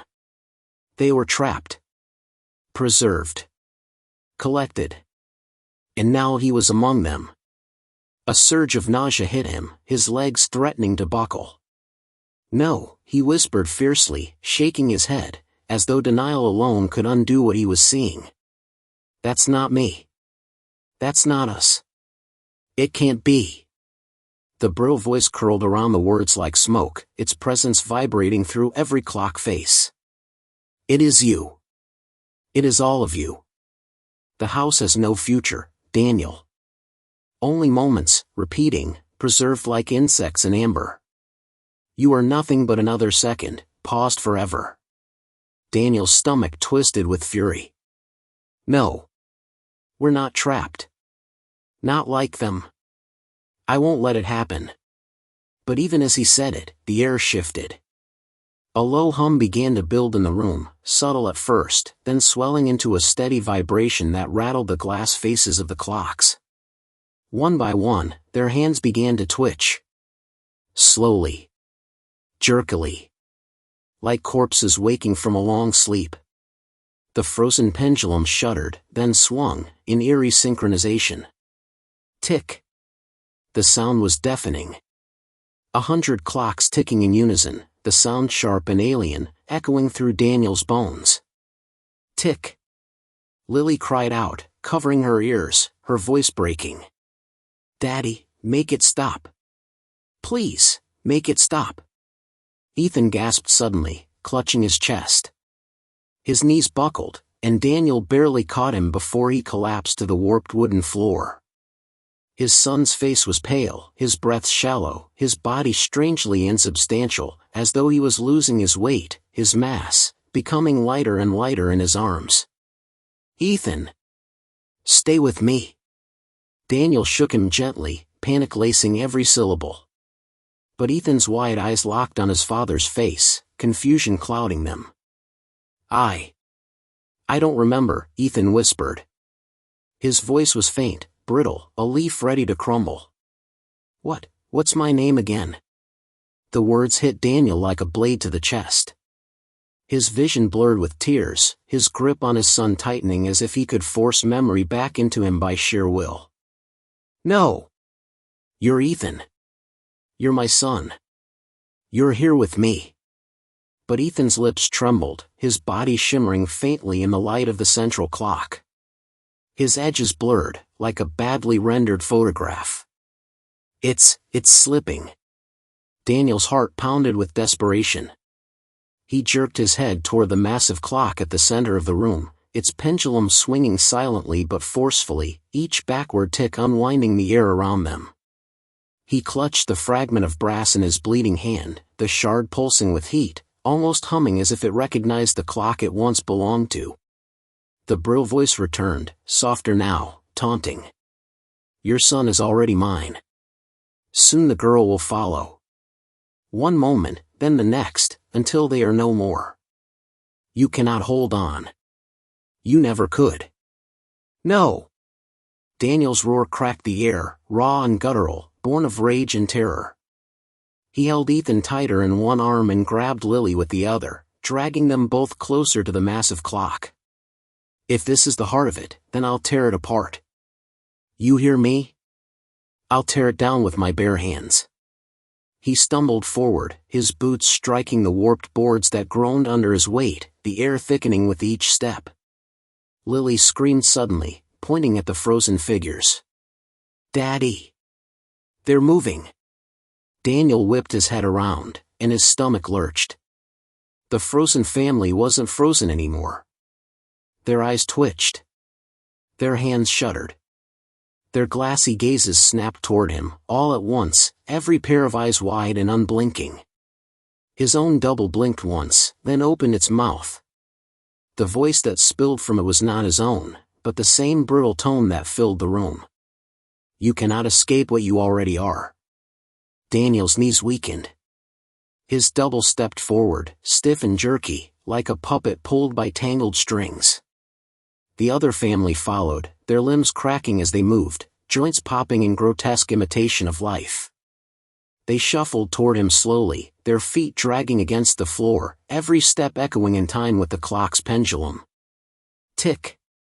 Daniel pressed the children behind him, his jaw set, his heart a sledgehammer in his chest. His double drew closer, its glassy eyes wide, its frozen scream twisted into something like a smile now. Tick. Ethan whimpered weakly, fading in his father's arms, his body nearly translucent. Lily sobbed against his back, her fists pounding his shirt in terror. Tick. Daniel raised the brass shard in his hand, gripping it so tightly the jagged edge dug deeper into his flesh, blood dripping onto the warped floor. His voice broke as he screamed into the thick, suffocating air. If I'm already here, then I'll change it. I'll change everything. The frozen figures stopped, tilting their heads toward him in eerie unison. For the first time, silence returned. The ticking paused. And then the massive clock's face began to crack, spiderweb lines splitting across its surface as if the glass itself recoiled from his words. The house groaned violently, a sound like the earth splitting open, dust raining down from above as the walls trembled. The clocks around them quivered, their hands spinning wildly, some forward, some backward, until the air itself felt stretched too thin, ready to tear. Daniel staggered but forced himself closer, clutching the brass fragment like a weapon. His voice was hoarse but resolute. "You won't take my children. You won't take me. If this is the heart of the house, then I'll end it, even if it kills me." The massive clock let out a shriek, the sound metallic and ancient, as its pendulum swung harder, faster, the hands spinning backward in a blur. Light bled from the cracks, flooding the room in a blinding brilliance. Daniel shielded the children, his body shaking violently as the house itself seemed to reel in pain. And then, Ethan vanished from his arms. One moment he was there, weak and fading. The next, he was simply gone, his absence cutting through Daniel like a blade. Lily screamed, her small body thrashing against him. "Daddy! He's gone! Ethan's gone!" Daniel's knees buckled. He screamed into the blinding light, his voice raw with despair. "No! Bring him back! Bring him back!" The light that swallowed Ethan lingered in Daniel's vision like a burning afterimage, searing into his mind until it was all he could see. His arms clutched at empty air, his muscles trembling from the sudden absence of weight, his heart clawing at his chest as though it could break free and chase his vanished son. The silence that followed was worse than the clock's ticking. It was unnatural, oppressive, a silence that wasn't the absence of sound but the smothering presence of something that refused to be heard. Lily's shrieks broke through that silence. She hammered her fists against his chest, hysterical, her voice ragged and high-pitched with terror. "Where is he? Daddy, where did Ethan go? You said you wouldn't let go. You promised." Daniel dropped to his knees, clutching her small body to his, tears spilling hot and fast down his dirt-streaked face.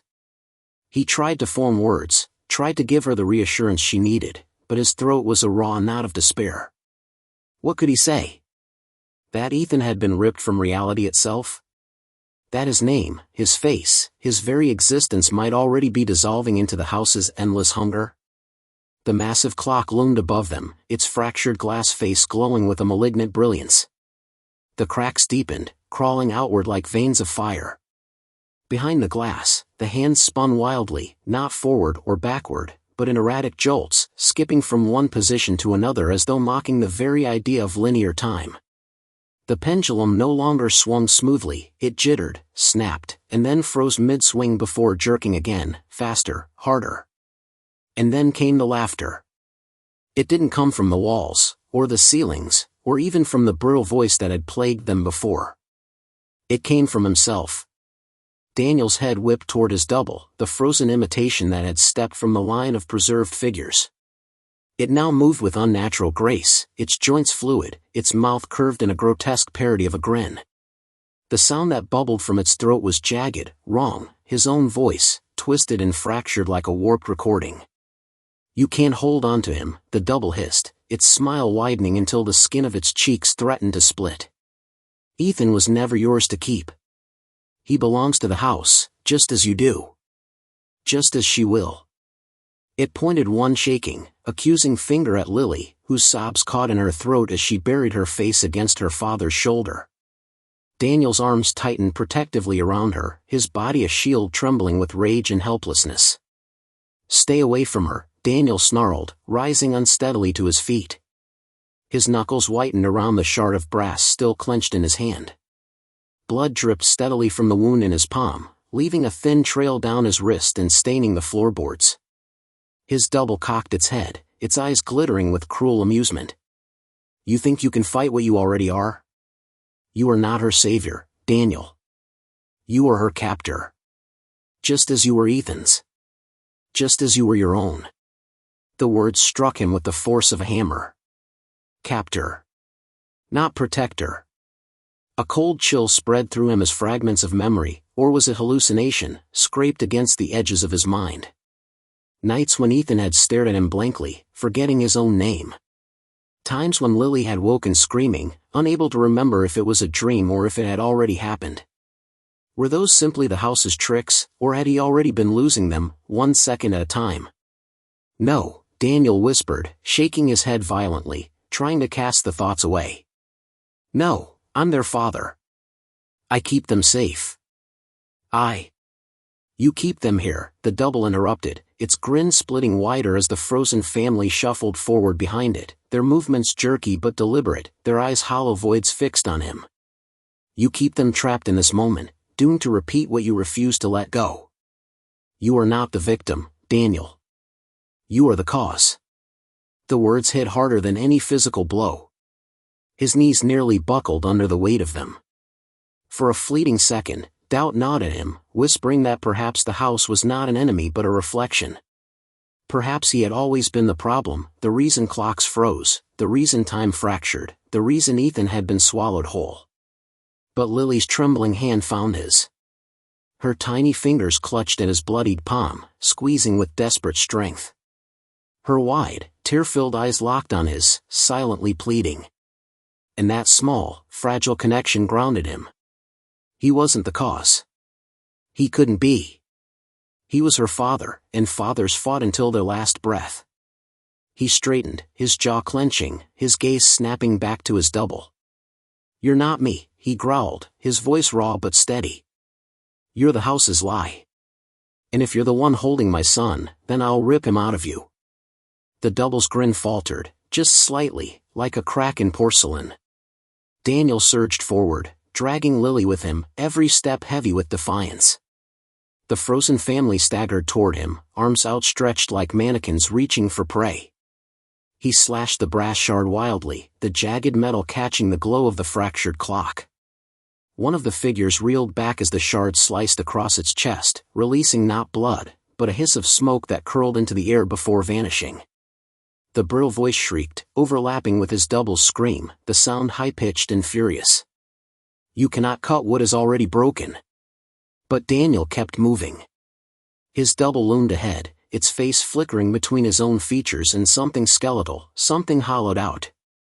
Behind it, the massive clock throbbed with unnatural light, the cracks widening, shards of glass beginning to fall and shatter against the floor.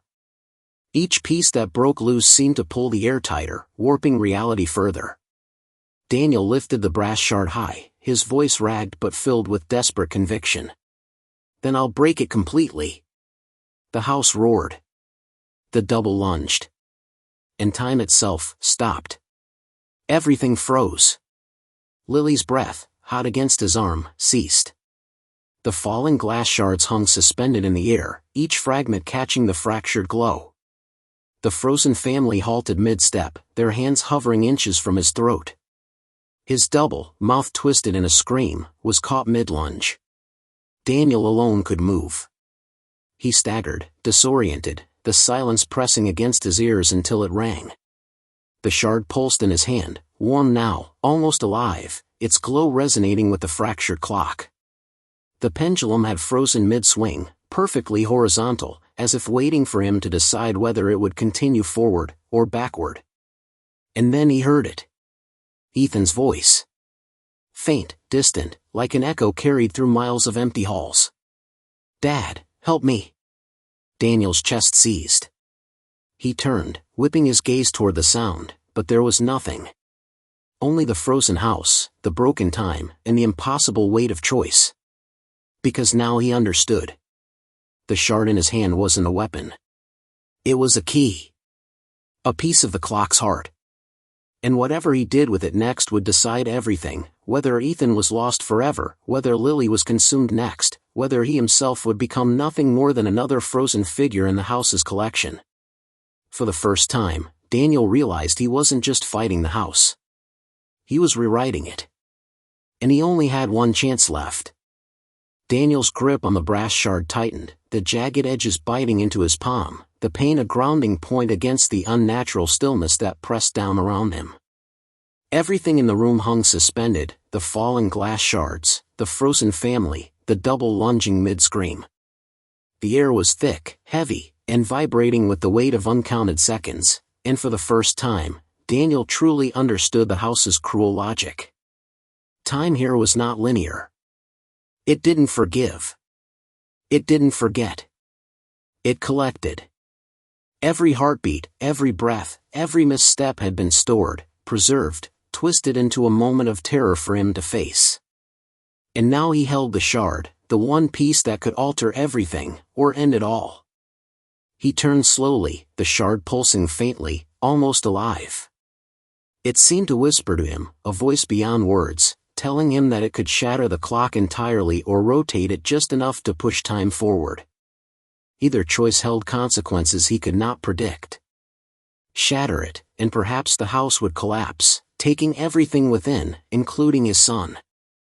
Rotate it, and perhaps he could retrieve Ethan, but risk being trapped himself, a permanent pawn in this frozen purgatory. The shard burned against his palm as if responding to his indecision. Lily whimpered, her small fingers tightening around his wrist, her wide eyes frozen in silent plea. He knelt beside her, brushing damp strands of hair from her face. "Listen, Lily," he whispered, his voice low and steady, even as his heart threatened to burst through his chest. "I'm going to get your brother back. I have to.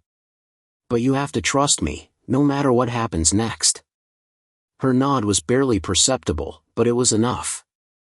Enough to steel him against the fear clawing at every corner of his mind. He stood, facing the massive cracked clock, and raised the shard high. His double remained frozen mid-lunge, its eyes flickering with amusement and malice. The frozen family's hands hovered in the air, unmoving yet unnervingly close, as if the very seconds could crush him if he faltered. Daniel inhaled, feeling the shard's warmth pulse through him, connecting him to the clock in ways he didn't understand. "Here goes," he muttered, though his voice carried through the suspended silence like a challenge thrown to fate itself. He pressed the shard against the cracked glass of the central clock. The moment the jagged brass touched the surface, a vibration pulsed through the room, deep and resonant, like the groan of the earth itself. The cracks in the glass began to spiderweb outward, glowing with raw, temporal energy. Time shuddered, quivering in anticipation, and Daniel felt the very seconds twisting around him, bending, folding, pressing against his mind. Then, as if testing him, the double lunged again, but this time, it moved slower, jerky, uncertain. Daniel's heart leapt. He could do this. He could manipulate the shard. He could bend the house to his will. The shard pulsed hotter, and Daniel felt a surge of determination unlike anything he had ever known. He rotated it just slightly, nudging the massive pendulum in a careful, deliberate motion. The clocks around him responded immediately, the ticking started again, uneven, chaotic, like an orchestra warming up, but it was moving forward. Forward. Not backward.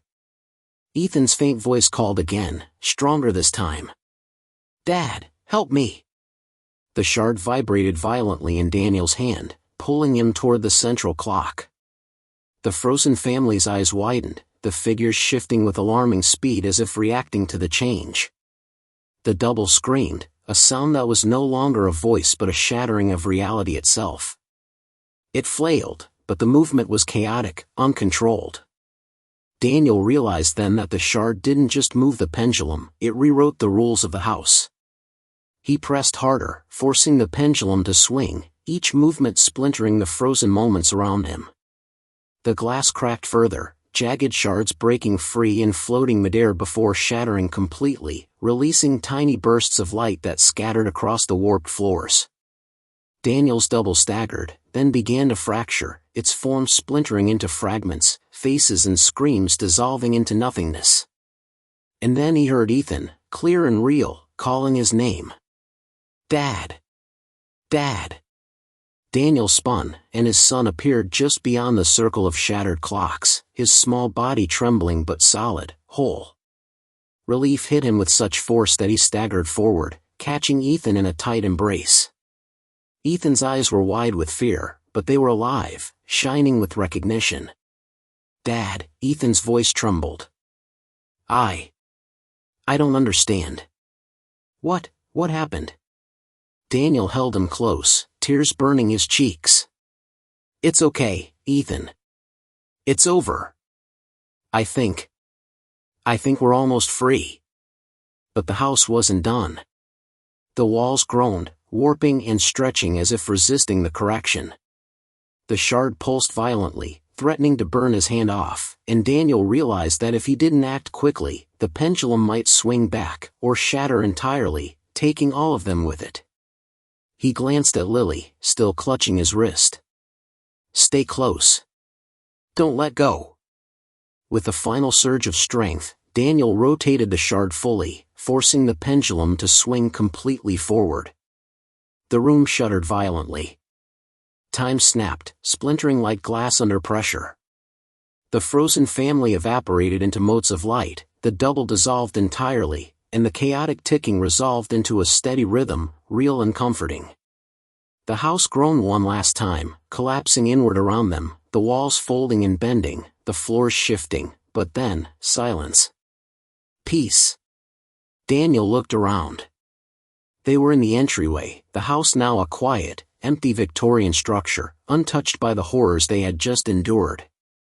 Ethan clung to him, Lily beside him, and for the first time, Daniel felt something like hope. But even in that moment of fragile relief, he knew the house still lingered in the shadows, still capable of returning, still hungry. And he would never forget the seconds it had stolen, nor the seconds it had returned.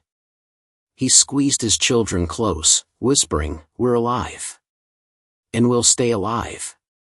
No matter what it takes."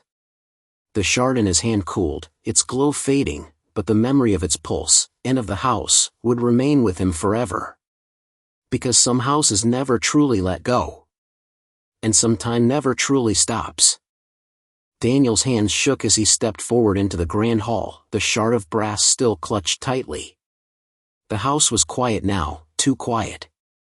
Even the clocks had settled, their ticking faint, cautious, like a heartbeat slowly returning after a long, painful pause.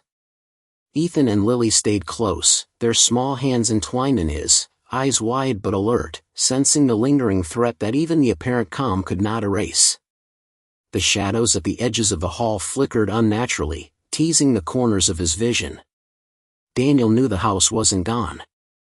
It never truly left. The air smelled faintly of iron and aged wood, but beneath it was something more ancient, something waiting. He swallowed hard, forcing himself to steady his breath. He had faced frozen doubles, shattered clocks, and moments suspended in impossible time, but he still didn't know why. Why had this house stopped its clocks decades ago? Why had it claimed the family before them, and nearly claimed his own children? Then he saw it. A small study tucked behind a sliding panel, previously unnoticed. Its door was slightly ajar, the brass knob glinting faintly in the muted light. Daniel's heart pounded. Everything in the house seemed to pull him toward it, the shard thrumming like a heartbeat against his palm. He crouched low, motioning for Ethan and Lily to stay back, and pushed the door open. Inside, the room was covered in dust, the walls lined with journals, ledgers, and books, chronicles of every family that had ever lived there. But at the center was a pedestal, and on it, a massive clock unlike any other in the house. Its face was cracked and tarnished, the hands frozen at precisely 11:57. The shard pulsed hotter in Daniel's hand, almost pulling him toward the clock like a magnet. A voice whispered behind him, brittle, old, and full of sorrow. "You've made it farther than most." Daniel spun, raising the shard defensively, but there was no double this time, no frozen family. Only a figure seated in a high-backed chair, draped in shadows, its features obscured. The voice continued, soft but piercing. "I am the keeper, the one who binds the moments here. And you've disrupted everything. You've forced the house to answer for its sins." "What? Who are you?" Daniel demanded, his voice trembling with a mixture of fear and anger. Why did you trap all those families? Why Ethan and Lily? The figure lifted its head slightly, and for the first time, Daniel saw a pale, hollow face, impossibly old yet ageless in its decay. Time stopped here because of grief, it said. Because the original family could not bear to let go of a single second. Every clock, every frozen heartbeat, every captured family, it was an attempt to preserve what should have been lost. They wanted perfection, eternity, and the house obeyed. I inherited its duty. I am the final guardian, and now, so are you. Daniel's stomach dropped. So all this, all the suffering, it was to satisfy grief? Yes, the figure said softly. Grief, obsession, the inability to accept death and change. The house amplified it, consumed it, trapped it, and now it wanted to consume you. But you fought. You moved time forward instead of letting it decay. That is why the shard chose you. Daniel's mind reeled. The shard pulsed again, hotter than ever, as if impatient. He realized the choice before him. The shard could destroy the clock, and with it, the house might collapse forever, erasing all remnants of the trapped moments. But there was a risk. The final swing could claim his own life, or worse, scatter the moments beyond repair, leaving some horrors unreversed. He clenched his jaw. Ethan's voice, small and trembling behind him, brought him back. Dad, please, don't let it take anyone else. Daniel exhaled, his decision clear. He stepped forward, raising the shard. The ancient clock's hands vibrated, threatening to spin in every direction at once. The shadows in the room deepened, coiling around him like liquid night. The shard made contact with the central mechanism, and a brilliant light exploded outward. The house groaned, walls twisting and bending, the very air shimmering as time itself unraveled, rewound, and began to flow forward again. The frozen families appeared briefly, not as statues, but as echoes of their former selves, alive for a heartbeat before the light swallowed them entirely, freeing them from their suspended torment. Daniel felt his knees buckle under the power, but he held firm, willing the shard to complete its task. And then, in a blinding instant, everything stopped again, not frozen, but still, perfect, complete. The house was quiet. The clocks all read the correct time. Ethan and Lily clung to him, alive, real, and unharmed. The figure in the chair had vanished, leaving behind only the faint scent of old wood and time's residue. Daniel sank to the floor, the shard slipping from his hand, now nothing more than a harmless piece of brass. He held his children close, rocking them gently, tears streaming freely. "It's over," he whispered. "We're free." But even as he spoke, a faint sound ticked from the corner of the room. One small, dusty clock, unconnected to the massive one, unremarkable in every way, ticked once, then paused. Daniel froze, holding his breath. The shard no longer pulsed. The house was still. And yet, he knew. He knew. Time had not truly abandoned this place. It had only paused, waiting for the next moment, the next family, the next chance to claim hearts too stubborn to let go. He stood, holding Ethan and Lily close, and whispered fiercely into the silence, "Not us. Not ever again." And with that, he led them out, into the sunlight, the Victorian house looming behind them, silent but watching, forever a reminder that some seconds are better left unclaimed, and some houses, no matter how conquered, never truly released their hold. The house was empty. The shard lay on the floor, inert. And for the first time, Daniel allowed himself to hope.